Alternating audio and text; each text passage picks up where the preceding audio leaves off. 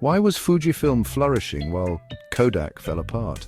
How could two giants from the height of the cinema photography scene find themselves on such quite divergent routes?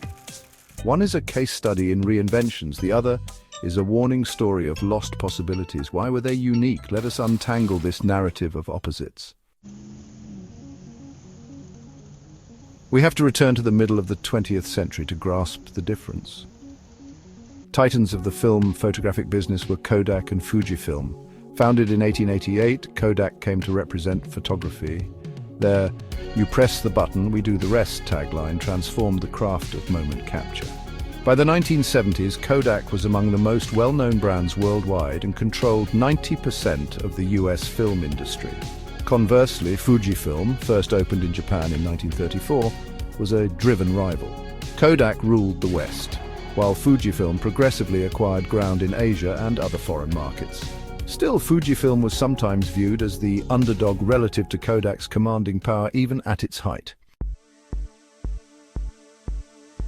Then followed the disturbance digital photography. First digital cameras were created in 1975 by a Kodak engineer. But Kodak perceived this breakthrough technology as a threat to its profitable film industry, not as an embraceable tool. Faced with the possibility of cannibalizing their main market, they buried the invention. Kodak's slide downhill started with this choice. Though they responded rather differently, Fujifilm too encountered the same difficulty.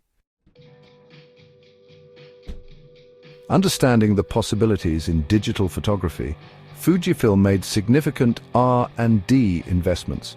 Early on, they diversified their company as they realized that hanging onto movies was a lost fight.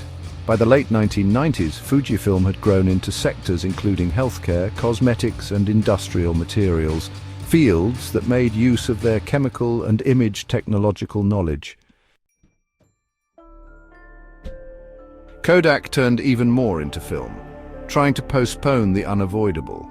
Their executives thought consumers would always go back to film and that digital photography was a transitory fad. Years of inertia followed from this mistaken optimism. Kodak was catching up in a market already controlled by Sony, Canon, and new smartphone cameras by the time it eventually turned to digital. But Fujifilm followed a proactive, forward-looking approach.